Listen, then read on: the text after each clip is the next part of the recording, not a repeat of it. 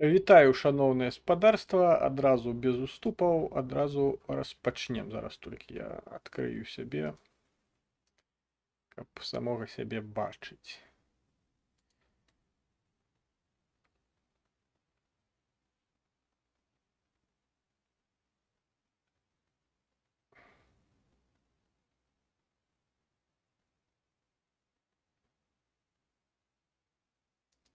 О, все. Все добра.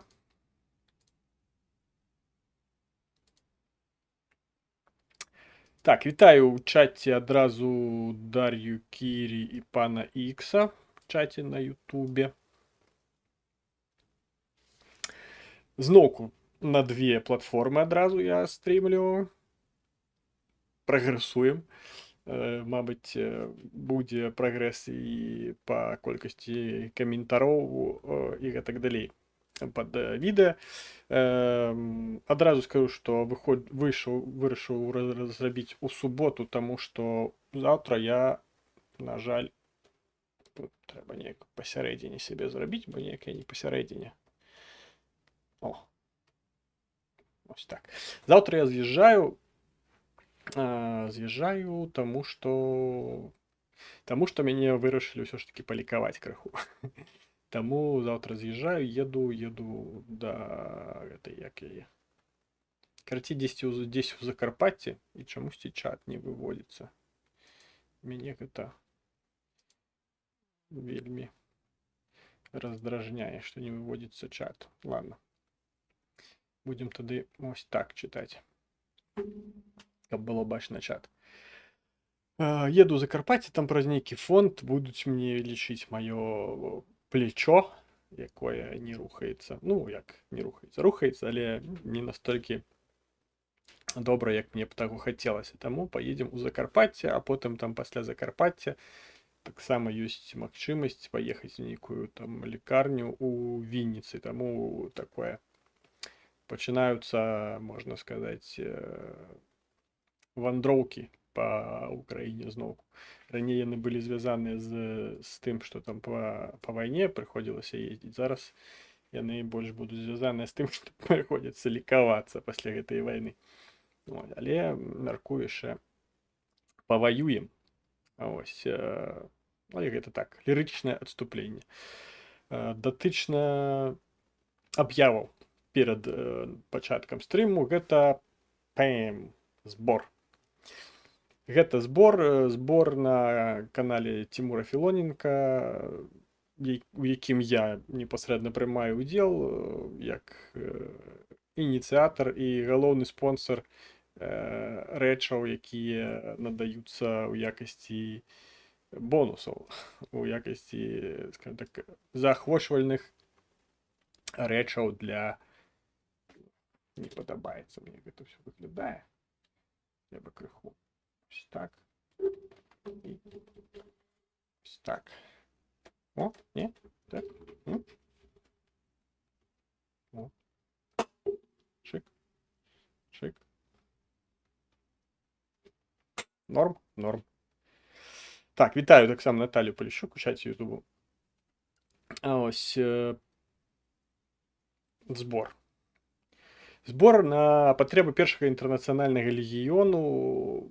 Звярнуліся да мяне знаёмыя, сказалі, што ёсць вельмі неабходны ім, па-першае, ноутбук, каб праглядаць відэа з дронаў, якія надыходзяць пасля працы. І таксама дзеля таго, каб непасрэдна на пазіцыі глядзець трансляцыі. Бо, як вы ведаеце, не заўсёды можна карыгаваць непасрэдна перадаючы па рацыі, скажем так, каардынаты. Часам прасцей папросту выдаваць у эфір эту, як яе, папросту карцінку з дрона, і яе глядзяць тыя, каму яна патрэбная, праз закрытыя каналы, праз інтэрнэт, там, праз сігналы і гэтак далей. Перадаецца папросту спасылка на гэты эфір, і ты проста глядзіш ось тое, што дрон здымае, і стреляеш туды, куды бачыш з гэтага дрона. Ось, і дзеля таго, каб добра бачыць, трэба планшет досить такої великої діагоналі. Звичайно, там забезпечують планшетами для там, крапивы, это программа для всіляких там стратегій і тактик на планшеті. Ось, але яны звычайна мінімальныя, там 7-8 дюймаў. Ось, але каб глядзець і добра бачыць, жадана мець все ж таки планшет ад 10 плюс, скажем так, дюймаў. Таму вось вам збор. Ось, на жаль, нема спасылкі, таму што не зрабіў Цімур пост са спасылкай, таму толькі ось виджет ось гэтай з QR-кодам. Ось, і ось так. Збіраем 50 тысяч, я мяркую, мусіць хапіць на ноутбук і на планшет, і калі щосьці застанецца, там яшчэ хацелі яны інструменты ў машыну купіць. Таму спадзяюся, 50 тысяч хопіць. Ужо я гляджу, 21 тысячу ўжо сабралі. Дарэчы, да рэчаў, якія будуць разыграныя. Граюць кожныя 50 гривень. Будзе разыграная лямпа. Достану яе, все ж таки достану.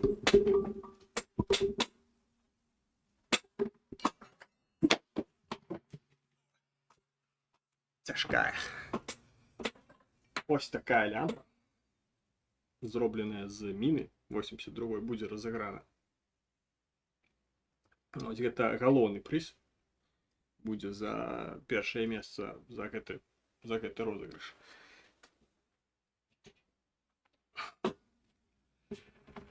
Ось, за першае месца, за другое, трэцяе і чацвёртае там будуць тубусы. Тубусы усялякія размаляваныя, досыць класныя, мне падабаюцца. Таму прымайце удзел. І да таго ж яшчэ ад 5 тысячаў, кожны донат ад 5 тысячаў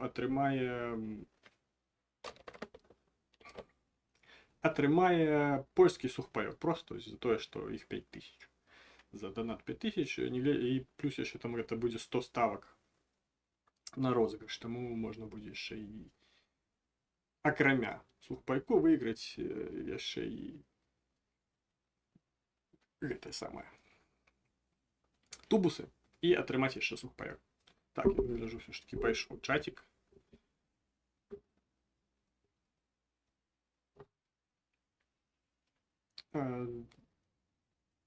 Міны, дарэчы, ось тут Кірі піша пра тое, што там міны з першай светавой. Гэтыя міны, ну, форма мінаў, прынамсі, яна амаль што не змянялася, як і сама сістэма мінамёту не змянялася ўжо амаль што больш за 100 гадоў. Ось, таму міны, звычайна, яны ўсе плюс-мінус падобныя і маюць плюс-мінус аднолькавую форму. Ось, таму ось такую лямпу вы зможаце выйграць. Так, забыўся мікрафон павярнуць бліжэй. Так, ну і давайте ўжо скончым з гэтымі самымі, з навінамі, з абвесткамі. І пачнем непасрэдна да навінаў, што там у нас было заяўлена. Пуцін паляцеў ці паехаў, не ведаю, мабыць, баіцца лётаць, каб не збіла ўласнае ПВО. Ось, Пуцін паляцеў у Кітай, дзе сустрачаўся з Сі Цзіньпінам. Пасля таго, як там цэлае еўрапейскае турне, той самы Сі Цзіньпінь зладзіў літаральна на мінулым тыдні.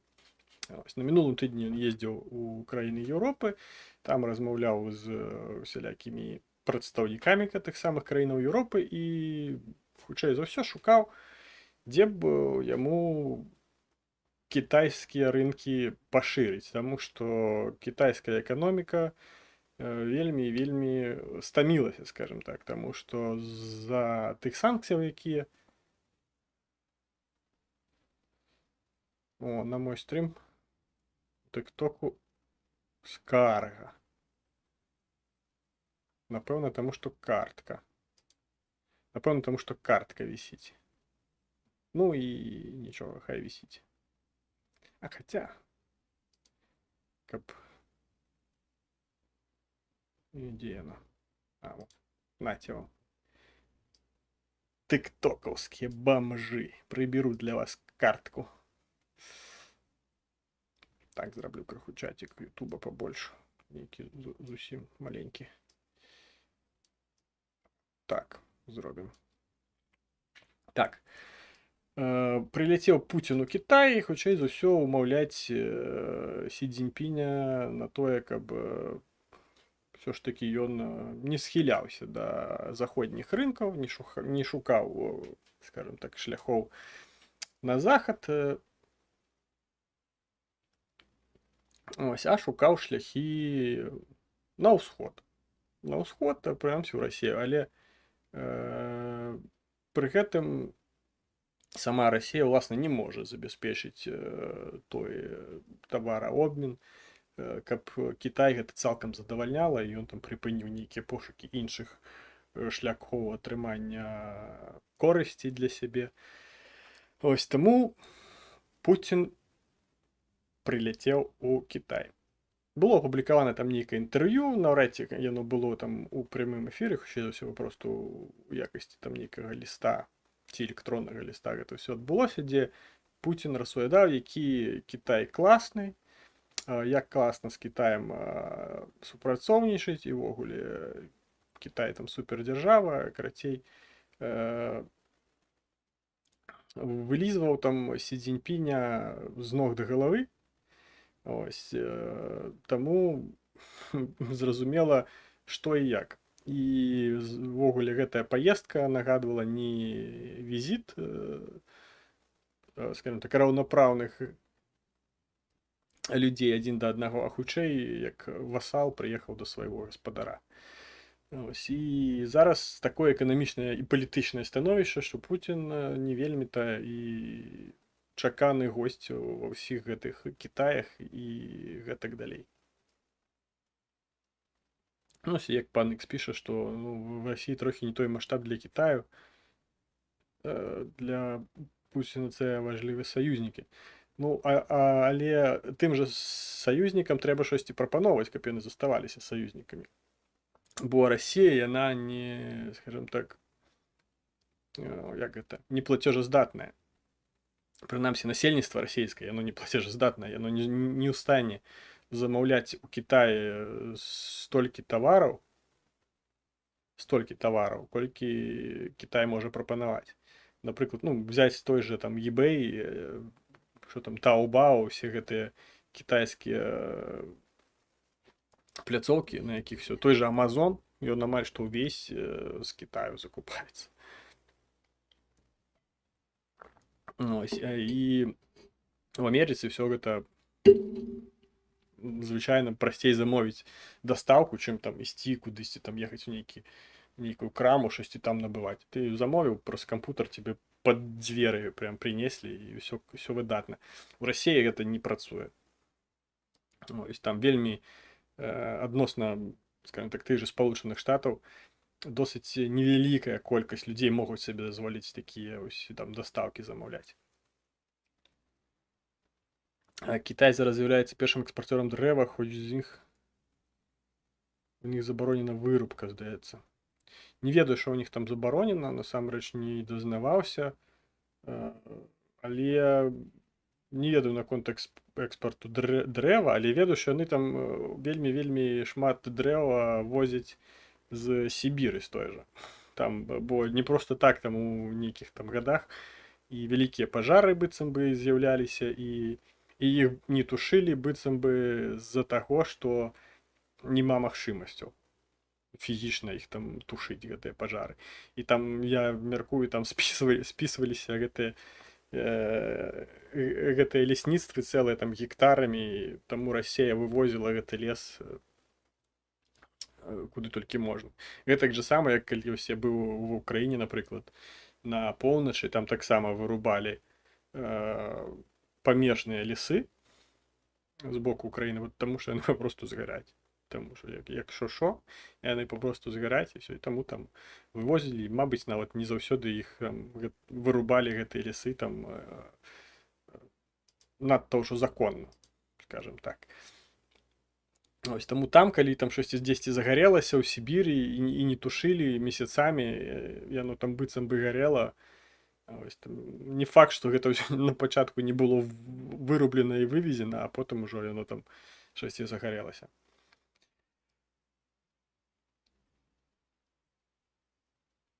Ось, таму у нас з лісам не краще крадуць, як в астатні раз цей ліс. Ну так, таму што кажу, ось, з тых жа памежных зонаў вырубалі лес, бо заўсёды там ездзілі гэтыя лесавозы і так былі там, канешне, і ваенныя лесавозы, якія, зразумела, там для пабудовы бліндажоў гэта ўсё рабілі, але былі і не ваенныя лесавозы, якія, мабыць, і штосьці там незаконна вывозілі. Але не пра гэта гаворка. Гаворка пра тое, што Расія не можа забяспечыць Кітай. І Кітай шукае іншых шляхоў, а Пуціну гэта не падабаецца. І ён там пачынае распавядаць Сі Цзіньпіню пра тое, што які захад дрэнны, што захад такі ось заўсёды падмане і заўсёды хоча скарыстацца такімі ось даверлівымі кітайцамі і несчаснымі расейцамі, якія там давяряюць, а іх все роўна там кідаюць праз хуй, як кажуць. Ось, таму вельмі цікава, якім чынам гэта ўсё скончыцца. Таму што з аднаго боку у Кітае ёсць перспектывы эканамічнага росту. У першую чаргу эканамічнага росту.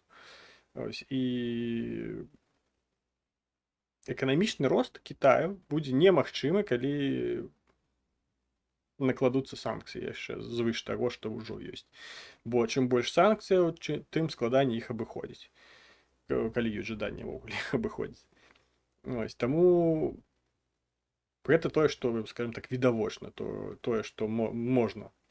Чым будуць ціснуць заходнія краіны менавіта на Кітай, дзеля таго, каб схіліць Кітай, не дапамагаць Расіі в першую чаргу гэта вайсковай дапамогай, потым уже там грашыма, нейкімі таварамі падвойнага прызначэння, якія можна там выкарыстоўваць, там тыя ж чыпы, напрыклад, для пабудовы ракеты і так далей. Ось, і гэта адзін з рычагоў ціску. Гэта эканамічны, ось, і па сутнасці Кітай можа закрыцца, але у выпадку такога вось самазакрыцця зноўку ж Кітай не будзе развівацца. Таму што унутраны рынок Кітаю ён не самазадавальняючы.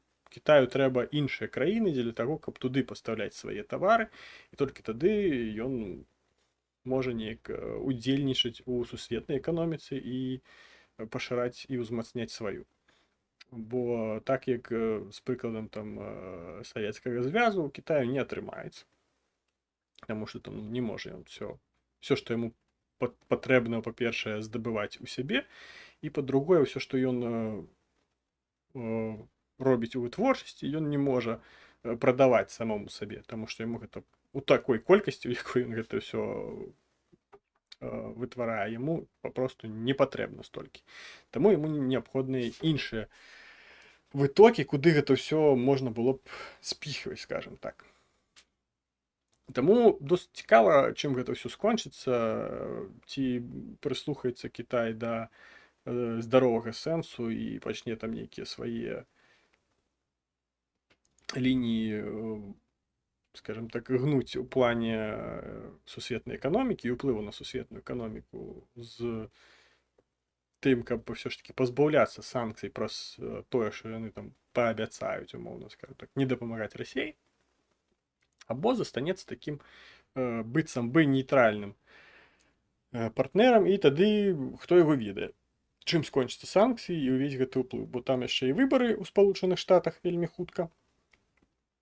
Ось, а там можа перамагчы яшчэ такі Трамп, які ўвогуле не самы любитель Китаю. І тады Кітай ўвогуле будзе там не да жартаў, таму што калі Трамп ён такі, што ён можа рубіць як кажуць, з плеча.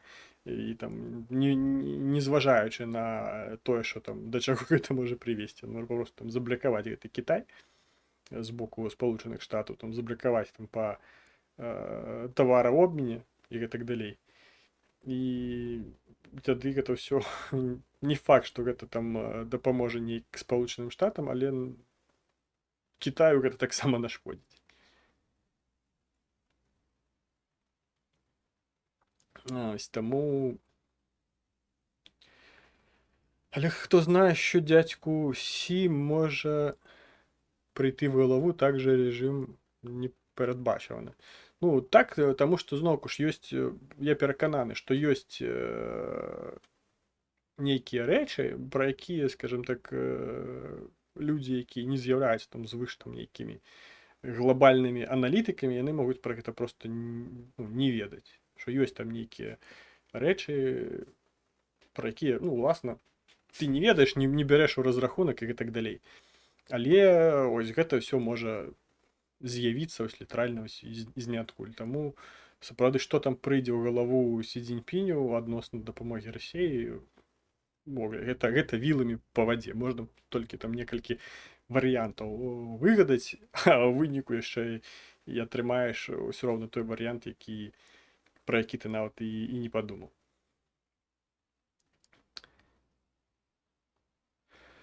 Ось таму датычна гэтага ўсё тут складана. Дзякуй Дар'і Кірі за тое, што робіць актыўнасць і ў тыктоку, і на Ютубе таксама яшчэ паспявае каментары пісаць. Так, ну і другая навіна гэта тое, што Блінкен на гэтым тыдні таксама Блінкен быў у Кіеве, праводзіў тут сустрэчы, але зноўку ж, як многія называлі, гэта прыезд, які нічога не вырашае, і там заявы, якія таксама нічога не вырашаюць. Ну, зразумела, што усе гэтыя зараз прыезды, яны больш выглядаюць як такімі кантрольнымі заездамі ў краіну і больш для падтрымкі і для паказу менавіта гэтай самай падтрымкі, што быццам вось мы прагаласавалі, вось мы там выдалі, і вось зараз мы там прыязджаем, быццам мы там штосьці кантралюем, глядзім і гэтак далей. Ось. І нягледзячы на ўсялякія заявы безпасярэдня Блінкена, яны безумоўна, яны важныя, яны маюць пэўнае значэнне, але яны нічога не вырашаюць. Ось. Бо, скажем так, тая ж самая заява ў адказ на тое, што там некаторыя там з расійскіх гэтых памыек пачалі казаць, што вось ядерная зброя і там прэвентыўны удар тактычнай ядернай зброі па ўкраіне ў выпадку атрымання ўкраінай F-16, якія Расія будзе лічыць як носіі патэнцыйнай ядернай зброі.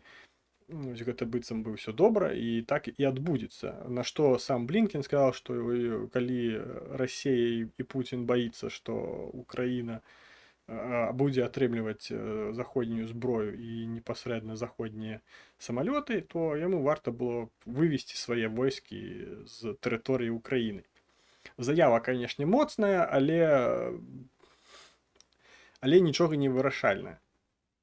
Ось, бо, скажем так, казаць можна адно, а па справе гэты вось апошні, які, спадзяюсь, крайні, назовем так, не апошні, крайні пакет дапамогі ад Спалучаных Штатаў выбівалі, у прамым сэнсе слова выбівалі, амаль што 9 месяцаў са Спалучаных Штатаў. Таму крыза там, ну, як кажуць, на твар. Ось, таму паглядзім, спадзяюся, ўжо пачалі працаваць украінскія дыпламаты і тыя, ад каго гэта залежыць, над новым пакетам дапамогі, які будзе неабходны, таму што тое, што атрымлівае Расія, Украіна зараз, гэта папросту, каб стрымаць, каб стрымліваць Расію было прасцей, чым за дапамогай Еўропы, якая, дарэчы, не самая лепшая. Бо, як кажуць, пакуль там дзе-небудзь не выбухне, не прарве, еўрапейцы нічога не хочуць рабіць і ніякіх заяваў і ўвогуле ніякіх рухаў рабіць не жадаюць. Па прынцыпе, што як бы ты не варушышся, ну, цябе і не кранаюць. што вельмі небяспечна. Ну, згадайце зноўку ж, як толькі з'яўляліся нейкія заявы або там выказванні пра тое, што ужо да там 25-м годзе Расія зможа напасть на краіны Балты, адразу ж краіны Балты актывізаваліся і там некалькі мільярдаў еўра, скажем так, па сусекам нашкрэблі і в якасці дапамогі перадалі ўкраіне. І гэта краіны Балты, а ёсць краіны, якія ўвогуле там знаходзяцца невядома дзе адносна тэрыторыі Расіі, і ім да гэтай тэрыторыі ўвогуле неяк як да сярэднівай луны. Але спадзяюся, што ўсё гэта ўсё ж такі з часам зменіцца і міжнародная палітыка ва ўкраіне ўсё ж такі больш перспектыўная, чым у Расіі. Таму і прыезд тых же самых еўрапейскіх палітыкаў і таго ж самага Блінкена гэта ў першую чаргу такая ідзея, каб паказаць Расіі, што вось мы ўсё ж такі будзем падтрымліваць Украіну, мы з Украіны і ні ў якую Расію мы не збіраемся і здавацца ніхто таксама не збіраецца. Нягледзячы на тое, што ўсё больш і больш пачалі і часцей пачалі закідваць такія тэзы наконт усялякіх перамоваў. Быццам ўсё трэба там сканчаць гэтую вайну, трэба там бла-бла-бла-бла-бла-бла, і быццам бы і не страляць адзін у аднаго, што па сутнасці смешна, таму што як бы няма ў Расіі той сілы, якая б магла б вырашыць гэтае пытанне. Таму што, прынамсі, Пуцін ніколі не адмовіцца ад тых тэрыторыяў, якія ён ужо захапіў, пачынаючы з 2014 года. Таму казаць пра некае прыпыненне вайны, гэта папросту смешна. Гэта смешна, настолькі ж смешна, як і выбары ў каардынацыйную раду быццам бы незалежнай Беларусі, якая існуе толькі, скажем так, у кіберпростары. Гэта да трэцяй навіны. Там на наступным, здаецца, тыдні пачнуцца выбары ў так званую каардынацыйную раду. Што яна робіць і чым яна займаецца? Я, уласна, не ўяўляю. Бо яна там з 20-го года гэтая каардынацыйная рада беларуская там існуе. Штосьці яна там робіць, але нейкіх дасягненняў гэтай каардынацыйнай рады, прынамсі, я не бачу. Я не бачыў, таму што, напэўна, іх няма. І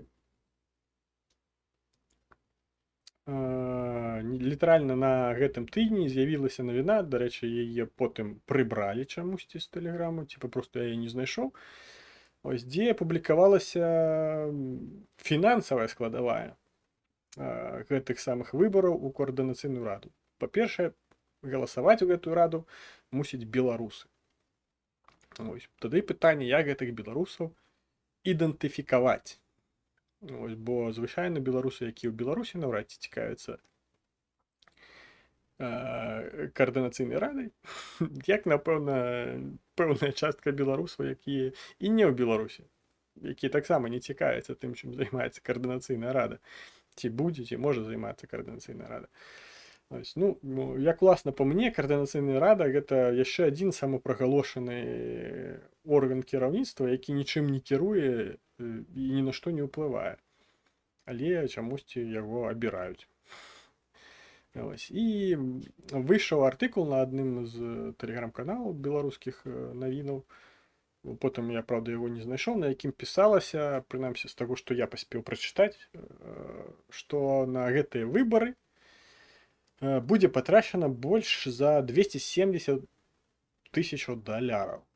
270 тысячаў даляраў на нейкія віртуальныя выбары. Там будзе распрацаваны нейкі дастасунак, будзе распрацаваны, праз які там з дапамогай беларускага паспарту беларусы змогуць верыфікавацца і прагаласаваць там за нейкія спісы і гэтак далей. 270 тысячаў даляраў. Пры гэтым літаральна сёння зранку я пабачыў яшчэ адзін артыкул, у якім было напісана, што па меркаваннях там нейкіх аналітыкаў у гэтым галасаванні не прымуць удзел нават і 10 тысячаў беларусаў. То бишь для там вось гэтых вось апазіцыянераў, там офіса Ціхановскай і гэтак далей, усе гэтыя шушары, вытраціць 270 тысячаў даляраў, каб атрымаць менш за 10 тысячаў галасоў, гэта, гэта я не ведаю, ну, давайте покалькулируем. 270 тысячаў делим на 10, гэта на 10 тысяч, ну, какая там 10 тысяч, гэта 2700? Ці що? Ці треба калькулятор, нулі. 270 і 10. 270 долярів атрымліваецца. Так, 270 долярів. 270 долярів каштуе, каб один беларус змог прагаласаваць за координацыйную раду. За кого-нибудь координацыйную раду. Ой. Яшчэ не факт, што гэты беларус прагаласуе. Таму за 270 лепш раздалі б беларусам, 10 тысячам беларусам, якія выехалі, раздалі б по 270 тысячаў даляраў, просто по 27, не помню, 270. 27. Карцей. Матэматыка, я нулі не палічыў. Карцей, лепш гэтыя грошы праздалі уласна беларусам, якія там, бо ёсць беларусы, якім сапраўды складана за мяжой, якія там ад чагосьці там терпяць і гэтак далей. І гэта было б рэальна карысней, чым зарганізаваць нейкія быццам бы выбары, нейкую раду, якая нічога насамрэч не вырашае. Ну і гэта вельмі смешна. Прынамсі мне. А некаторыя уласна на такіх сур'ёзных шах там гэта ўсё робяць, што там і спісы гэтыя складаюць, і нейкія там выступы рыхтуюць, і там і нейкія праграмы там свае дэкларуюць, і пры гэтым назвы гэтых самых спісаў чамусьці па-расейску у беларускай координацыйнай радзе. Там спіс ёсць, які называецца «Хватит бояться». Нормально? Хватит бояться. Такі добры нацыяналістычны спіс уласна беларусаў, такіх нацыянальна арыентаваных, з назвай «Хватит бояться». Ну, гэта тое ж самае, што той же Кракен, украинское подразделение военное, взяло б сабе назву не Кракен, а Победа. Гэта б гучала ось дакладна гэтак же сама. Вось гэты спіс у беларускую координацыйную раду з назвай «Хватит бояться», гэта як подразделение ГУРу з назвай «Победа». Ось выглядае гэтак же настолькі ж смешна. Смешна, неадэкватна, незразумела, і я адмаўляюся разумець людзей, якія ў гэтым прымаюць удзел, і адмаўляюся разумець людзей, якія за гэта яшчэ галасуюць і будуць галасаваць потым. Таму што, ну, гэта такая крінжаціна, што я нават не ведаю, з чым гэта нават параўнаць. Ось, таму гэтыя самапрагалошаныя арганізацыі беларускія за мяжой дзеля таго, каб ствараць нейкую бачнасць дзейнасці, каб потым пад гэтую бачнасць дзейнасці атрымліваць нейкія сродкі грантавыя, гатовыя там літаральна такой крынжацінай займацца, як рабіць нейкае галасаванне беларусаў за мяжой. Ось, ну, ай, посмяяліся і хопіць, а цяпер крыху да сумных навінаў. І гэта будзе астатні ўжо. Ну, неяк хутка, за паўгадзіны. За паўгадзіны все распавёў. А, дарэчы, перад тым, як апошнюю навіну я пачну дэклараваць. Ось, нагадаю вам, што Что, па-першае, у нас ідзе збор на планшеты, планшет і ноутбук для першага інтэрнацыянальнага легіёну, для мінамётнага разрахунку. Вось пераможца, будзе збор розыгрыш, прымаюць удзел ад 50 гривень платежы. Пераможца атрымае ось такую лампу за дапамогай алгарытмаў Манабанку. Высветліцца ось тут, бачите, такая чик-чик, класная лямпа, зробленая з 82 міны. І атрымае пераможца ось гэтага збору. Ось ад 50 гривняў гуляе кожны платеж. Ось за другое, третье, четвертое место там размаляваныя тубусы будуць. Досыць класныя, у мяне іх, на жаль, няма на руках. Ось. І за донаты додаткова, за донаты ад 5000 гривень, кожны, хто задонатіць ад 5000 гривень, атрымае польскі сухпайок на 4460 кілакалорій. Гэта прынамсі напісана так на пакаванні. Ось. Таму прымайце ўдзел, закідайце, на жаль, няма спасылкі, таму толькі вось гэты виджет праз QR-код. Будзе спасылка, я абавязкова зраблю.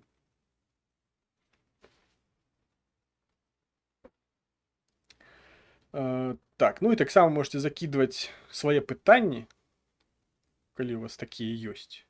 Мабыць, тэмы для абмеркавання і гэтак далей. Як толькі скончым з, скажем так, асноўнай павесткай, звернемся да гэтых пытанняў. Апошняе гэта штурмавікі еўрапейскіх межаў, якіх не стае менш, і уласна з тэрыторыі Беларусі. Бо ўсе мы памятаем, што там у 2020 годзе адбывалася бліжэй да зімы, што Лукашенко там закідваў гэтых іракцаў, іранцаў, ліванцаў, лівійцаў, карацей, усе, каму толькі хацелася патрапіць да Еўропы, усіх везлі ў Беларусь прыватнымі рэйсамі, і Лукашенко на гэтым яшчэ і грошы зарабляў. Ось, а потым ён усё гэта міграцыйнае стада заганяў на мяжу, уласна з Польшчай, што вымусіла Польшу пабудаваць там плот, прычым такі нармальны плот. Ось, і тады там было шмат шуміхі на гэты конт, але потым гэта ўсё неяк прыелася. Гэта ўсё прыелася, але усялякі гэтых дзеяў не стала насамрэч менш. Ось, бо у адным з месяцаў я там чытаў даклады з польскай мяжы, што за месяц, за нейкі ў гэтым годзе ўжо там 1100 з нечым спроб перацінаць мяжу адбывалася з боку Беларусі. Ну, ось і уявіце, 1100, ну, акруглім да 1200, каб просто было прасцей лічыць, 1200, делим на 30, атрымліваем 40. 40 же ж? 40. Тут нулё поменьше, таму прасцей калькулировать. 1200 делим на 30, атрымліваем 40. 40 спроб на день. Ну, на сотні. Каб было прасцей, на 24 гадзіны. То есть кожныя 24 гадзіны на польскую мяжу рабілася 40 спроб яе незаконна ператнуць. Гэта больш за одну спробу на гадзіну, амаль што 2. То бишь кожную гадзіну 2 разы спрабавалі, можна падлічыць, што літаральна кожную гадзіну, літаральна зараз, сколько там, у меня 40 хвілін стрым ідзе, і за гэтыя 40 хвілін дзесьці адбылася ўжо адна спроба ператнуць польскую мяжу з боку Беларусі. Прычым досыць часта гэта ўсё заканчваецца тым, што там ляцяць нейкія коктейлі Молатава ў тых жа памежнікаў польскіх, і былі там і пастраждалыя з іх боку, і гэтак далей, і там і майно там страждае таксама. Ось, бо штосьці там паляць, штосьці рвуць, дзесьці там ямы капаюць, гэты плот несчастны разбіраюць. там щось там яго кідаюць, спрабуюць там гэты калючы дрот гэты там неяк замяць і гэтак далей. Карацей, робяць усё, што ім загадваюць рабіць, бо людзі, якія патрапілі ў іншую краіну, прычым досыць зачастую яны аддалі ўсё, што ў іх было, за магчымасць нават патрапіць у гэтую краіну, таму што ім у гэтай краіне абяцалі магчымасць патрапіць да Еўропы. А ў Еўропе яны могуць атрымаць статус уцекача. Але не заўсёды ўсё адбываецца так, як кажуць, як напісана у турыстычных брашурках. Бо можна прыехаць у Беларусь і як гэта адбывалася некаторы час назад, папросту замёрзнуць уначы у якім-небудзь памежным лесе. Ось, таму тое, што перасталі так шмат увагі гэтаму прыдзяляць, гэта не азначае, што гэтага стала менш. Бо тая ж Польшча пачала закрываць пункты пропуску. Ось, Літва увогуле там, здаецца, там зараз адзін, здаецца. З Літвой адзін пункт пропуску застаўся. Ось, бо, ну, па-першае, Літва не хоча, каб беларусы ездзілі ў Літву. Таму што кожны беларус гэта, ну, патэнцыйны, скажем так, агент. Можа быць, які ўязджае ў Літву. Таму аправяряць сядзець кожнага там на паліграфы нейкія вазіць. Ну, гэта марнатраўства рэсурсу. Прасцей папросту не ўпускаць, чым удасканальваць неяк гэтыя праверкі усялякія. Таму я не здзіўляюся таму, што ось калі чытаю навіны на тых жа беларускіх парталах, дзе пішуць, што значна менш пачалі візаў выдаваць у Еўропу беларусам. Ну, ты ж гуманітарных, напрыклад. Часцей пачалі адмаўляць у гэтых візах беларусам. І беларусы такія, а што здарылася? А што здарылася? Так некаторыя расейцы, калі там у іх Макдональдсы закрываліся і з'яўляліся вкусная точка. А што так? А дзе Макдональдс? Ну, ось прыкладна дзесь на мяжы з Украінай заканчваецца ваш Макдональдс, таму што ва ўкраіне Макдональдс ёсць. Я не фанат Макдональдса, але ён тут ёсць. Я больш KFC люблю. Яно тут таксама ёсць. А ў Расіі няма. Як, напэўна, ўжо няма і ў Беларусі.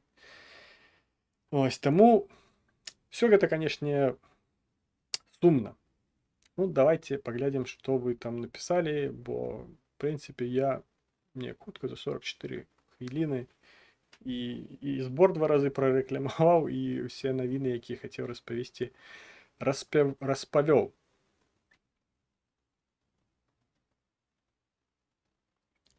Так, всі хочуть в Європу. До палестинці мітингувати. Не зрозумів, до чого. В Європі з кранів тече Кока-Кола, а на деревах ростуть гроші. Там рай. Ну, некоторые, мабуть, і думають, що там піцу вирощують на нейких деревах. До речі, Microsoft почав блокувати корпоративних клієнтів з Росії. Ну, мабуть, я насамрэч не читав про гэту новину, але можна було? Да можна було попросту як той же Apple, App Store і так далее, і попросту перестать падтрымку гэтых сваіх дастасункаў на тэрыторыі гэтых краінаў. Напрыклад, у мяне, калі я, здаецца, выехаў з Беларусі, у мяне Google аккаунт мой быў прывязаны да Беларусі. Мне трэба было змяніць краіну ў Google аккаунце, таму што я не мог карыстацца некаторымі дастасункамі тут. Я, напрыклад, не мог скачаць навігатар. Ён не быў проста неабходны навігатар, таму што я на уласнай машыне выехаў. Я не мог скачаць навігатар, у якім былі б украінскія мапы. навігатор, онлайн-навігатор, який б там показував пробки, там, показував би, де там перекриті дороги і так далі. Я не мог скачати, тому що у мене просто у країни Google аккаунту була Білорусь. І мені треба було там переприв'язати, ну, там нескладано, коли ти знаходишся в Україні, нескладано там нескладана маніпуляція, як б змінити країну Google аккаунта з одної на другу. Там, здається, раз на півгоди можна зміняти цю країну. Ось тому з кропки гледжання некоторих корпорацій, скажімо так, як, наприклад, той же Microsoft, ці Apple, можна було попросту заблокувати все гэта. Ну, гэтак, як яны зрабілі з айфонамі, што зараз айфоны не падтрымліваюцца там, то бишь усе новыя дастасункі, усе адноўленні праграмнага забяспечання для айфонаў, айпэдаў, аймакаў, што там яшчэ ёсць. Яны, ну, не падтрымліваюцца на тэрыторыі Расіі. Там, ну, немагчыма там обновить свой iPhone до максимальной iOS. Ось, тому якби не думаю, што гэта складана, і не думаю, што там зашмат ад гэтага губляюць гэтыя ж самыя карпаратыўшчыкі. Так, ну што вам яшчэ раз павесці? Дарэчы, пра харкаўскі наступ давайте яшчэ крыху згадаем, бо досыць шмат пра гэта ўсё казалі апошнім тыднем, нягледзячы на то, што там по вялікім рахунку там ніякіх-то зменаў і не адбываецца. Так, там былі спробы заходзіць у той же самы Вовчанск, але месца, горад застаўся пад кантролем, населены пункт, не, там горад, здаецца, населены пункт застаўся пад кантролем украінскага боку. Так, там некаторыя памежныя, так званыя шэрыя зоны, якія, ну, звычайна, таму і шэрыя, што там невядома хто і невядома як. Ось, у іх, уласна, расійскія войскі зайшлі. Ось, пачалі тут усялякія памыйкі спрабаваць, як кажуць, шатаць уладу на падставе таго, што вось быццам бы там не укрэпленне умацаванняў. Украінскія гэтыя словы лезуць адно з другім. Умацаванняў ніякіх быццам бы не пабудавана, вось так проста глядзіце, заходзіць там, а куды глядзіць там Зеленскі, а што там бла-бла-бла, карацей, все гэтыя невядомыя муткі пачаліся. Ось. Насамрэч, ну, а як ты пабудуеш гэтыя самыя умацавальныя спаруды непасрэдна на мяжы? Ось, бо які сэнс, па-першае, іх там будаваць? Во-першае, калі ты іх будзеш там будаваць, падчас будаўніцтва там все як бы з таго боку все назіраецца. Там няма ніякай буфернай зоны паміж там Харкаўскай вобласцю і там Белгародскай, якая там яшчэ там Курская. Я там не вельмі там у гэтай расійскай геаграфіі, які там вобласці, няма нейкай буфернай зоны, дзе б не было нікаго, дзе можна было пабудаваць непасрэдна прям на мяжы гэтыя ось укрэпраёны, ось, і каб ось просто там далей за мяжу, каб ніхто не мог прайсці. Ось, таму, ну, якби, ну, гэта папросту, ну, здаровы сэнс. Ось, таму яны пабудаваны дзесьці далей. А той же Вовчанск, ну, там 15 километров, здаецца. 15 километров гэта дальнасць стрельбы ствольнай артылерыі. На 15 километров. То бишь, ну, попросту где-нибудь на мяжы России можа стаять гаубица какая-нибудь Д-30 и стрелять по Вовчанску. И які сэнс рабіць гэта бліжэй? Каб гэтая ж гаубіца могла стреляць яшчэ і бліжэй, звычайна гэта усялякія ўмацаванні такія досыць сур'ёзныя, яны робяцца бліжэй, далей ад мяжы, каб стварыць менавіта гэтую самую буферную зону. Вось, каб пакуль вораг будзе там пераадольваць пэўную дыстанцыю, каб яго знішчаць, яго выяўляць і гэтак далей. І няма ніякага сэнсу рабіць умацаванні там прям па лініі мяжы. Бо па лініі мяжы звычайна робяць толькі вось гэты, як яны кажуць, з песку гэтую лінію, каб бачна было, калі хтосьці перацінае гэтую самую мяжу. Капаць траншеі прямо па мяжы, ну, гэта папросту бессэнсоўная справа. І тых, хто казаў, што ось все пропало, фронт посыпаўся. Ось, ну, гэта або вельмі эмацыянальныя людзі, якія вось так вось что-нибудь укидываюць, і яны там гэта падхопліваюць і пачынаюць гэта разносіць, як там як бабкі пад'ездныя ці пад'ездныя. Якім там, як кажуць, у адным куце пёрнуў, у другім сказалі, што абасраўся. Гэтак же сама адбылося і з харкаўскімі умацаваннямі, бо хтось сказаў, што няма. Ось, а як выявілася, там, дзе ўваходзілі, там іх як бы і не павінна быць. Бо ніхто не робіць умацаванні непасрэдна там, дзе ідзе лінія сутыкнення. Іх робіць раней, каб гэта былі пазіцыі, на якія можна адысці і, замацаваўшыся, там ужо працягваць свае абарончыя справы. Таму всялякія гэтыя глупствы наконт таго, што там фронт пасыпаўся і гэтак далей, ну, гэта, скажем так, добры паказчык людзей, да якіх не варта прыслухоўвацца, па-першае, бо калі ёсць... Бо памятаеце, калісь на пачатку паўнамаштабнага ўторгнення, каб пазбегнуць всялякіх там дэзінфармацыі і гэтак далей, сам Зеленскі у выступе сваім вечаровым мне сказаў, што грамадзяне Украіны мусяць давяраць выключна не дзяржаўнаму, як ён сказаў, правереным вытокам інфармацыі.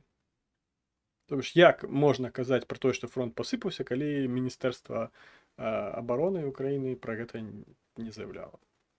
Як можна казаць, што умацаванні не пабудаваныя, калі Міністэрства абароны Украіны заяўляе, што ўсё пабудаванае?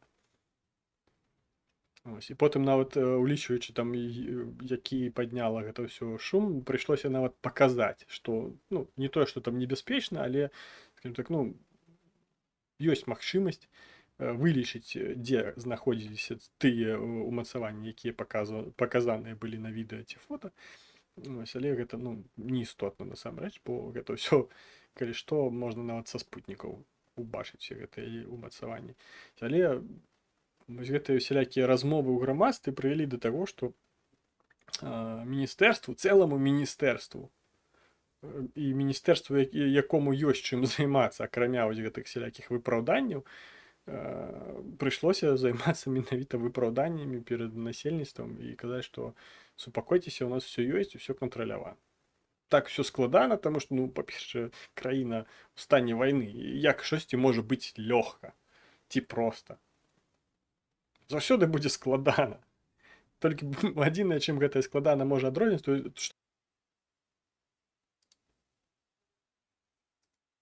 О, павярнуўся. TikTok уже не буду запускаць, все равно уже заканчиваю. Ось, кампутер чамусьці вырашыў, што яму варта перазапусціцца. І ён перазапусціўся. Ось, не ведаю, з чым звязана, але ось перазапусціўся. Ось, ну і заканчиваючы ўжо тэму з гэтымі самымі умацаваннямі, ось, што там я хацеў казаць пра умацаванне, што, ну, як казаў Зеленскі на пачатку, давярайце правереным вытокам інфармацыі. Ось, а ніякія Бутусавы, ніякія там Ярослаўскія і ніякі там могуль невядома хто гэтымі самымі праверенымі вытокамі інфармацыі не з'яўляюцца. Афіцыйнымі вытокамі інфармацыі яны не з'яўляюцца. Таму як бы і давяряць ім не варта, і да таго ж яшчэ потым і разносіць гэта ўсё па іншых там пабліках і так далей таксама не варта. Так, зараз пачытаем, што вы тут настрачылі.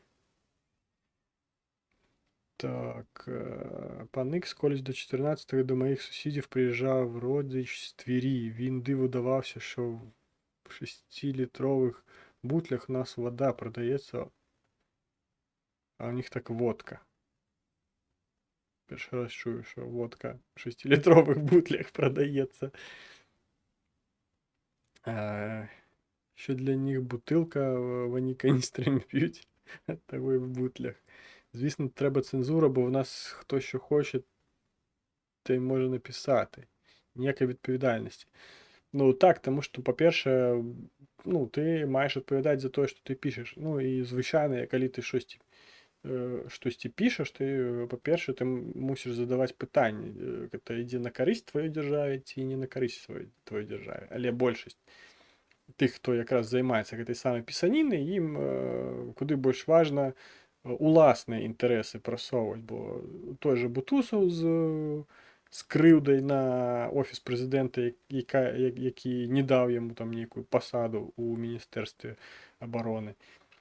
Той же Порошенко, якого там макнули на виборах, і зараз ніхто і звати його ніяк. І всілякі підконтрольні йому помийки так само ось спробують вирішати власне особисті питання, а не державні. Що вельми небезпечно.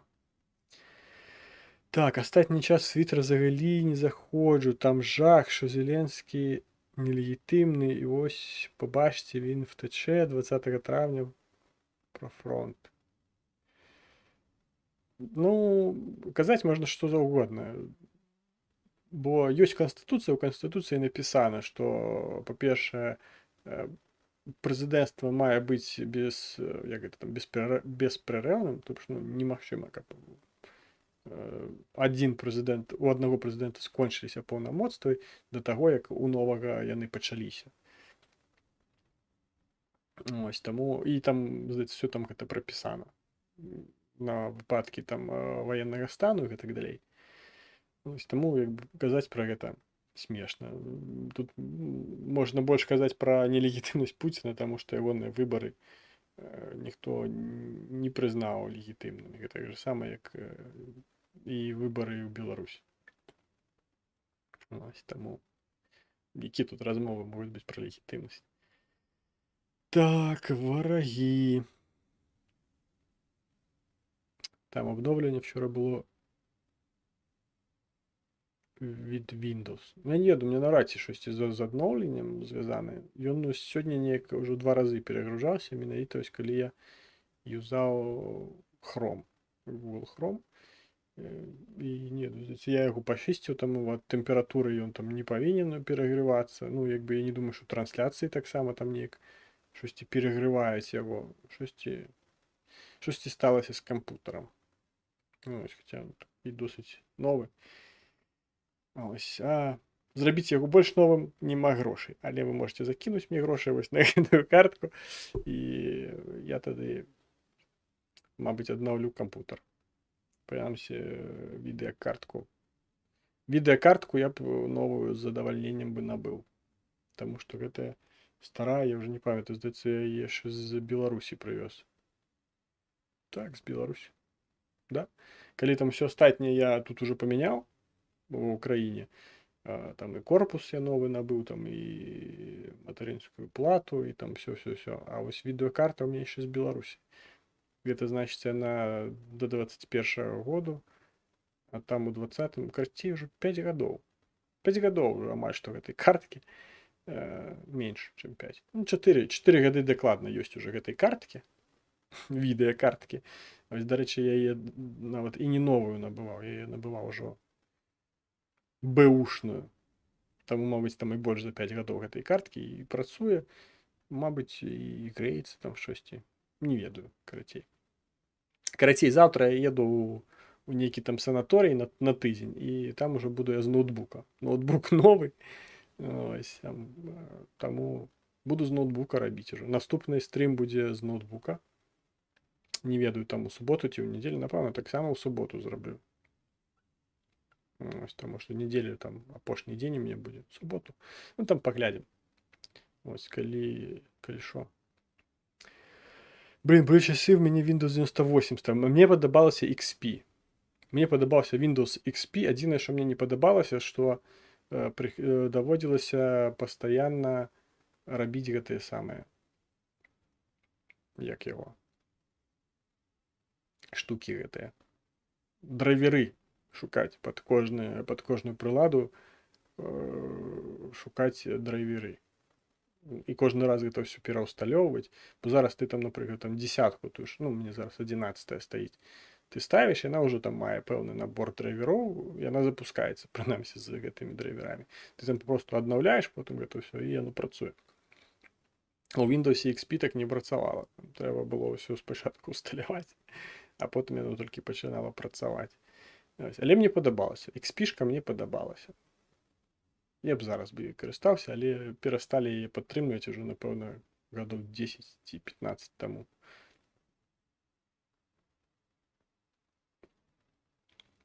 Лінейка взагалі класна для карыстування.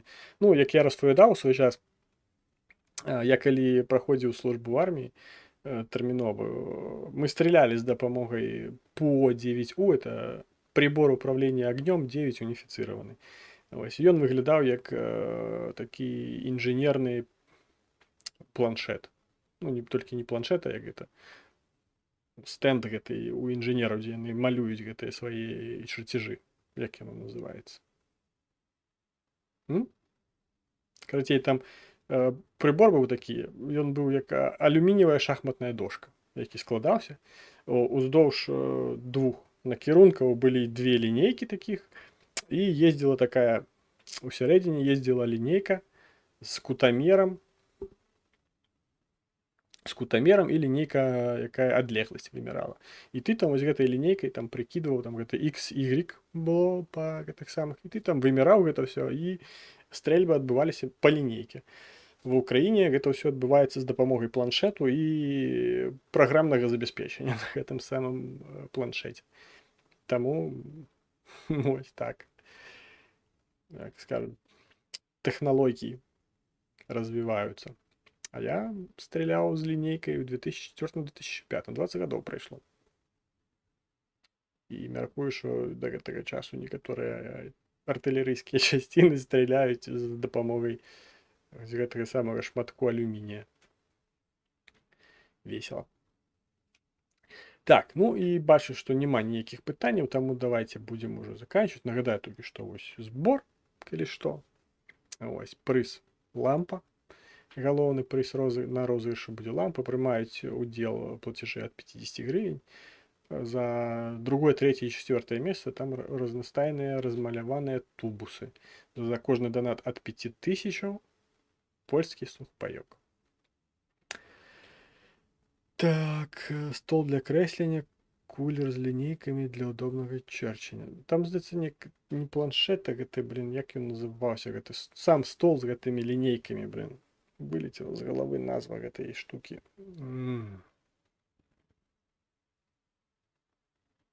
Не узгадаю. Старасць. Старасць яна такая, забываеш словы, асабліва расійскія. Я тут беларускія пачынаю забываць і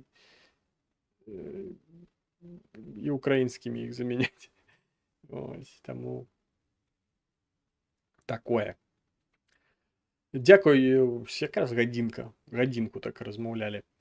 Дзякуй за тое, што вылучылі час на тое, каб паглядзець на мяне ў гэты дзіўны суботні вечар з добрым надвор'ем. Прынамсі ва ўкраіне яно адносна добрае. Ну, дажджу няма, снегу няма, маланак няма. Хаця Украіна вялікая, мабыць, дзесьці ёсць. Ось. Дзякуй за тое, што стваралі інтэрактыў, пісалі свае жаданні, пажаданні, пытанні і увогуле свае думкі наконт тэмаў, якія мы абмяркоўвалі. Дзякуй вам за гэта вялікі, таму праціскайце падабайкі, пашырайце гэтае відэа там, в сваіх сацыяльных сетках і гэтак далей. Ось, і будем пашырацца. Подписывайтесь на канал, калі вы не падпісаны. Подписывайте сваіх бацькоў, сяброў, там жон, мужэй, дачок, сыноў, братоў, сёстраў, усіх, каго толькі знойдзеце адэкватных. Усіх падпісвайце, хай заходзяць, хай глядзяць. Все будзе Украіна. Слава Украіне і жыве Беларусь.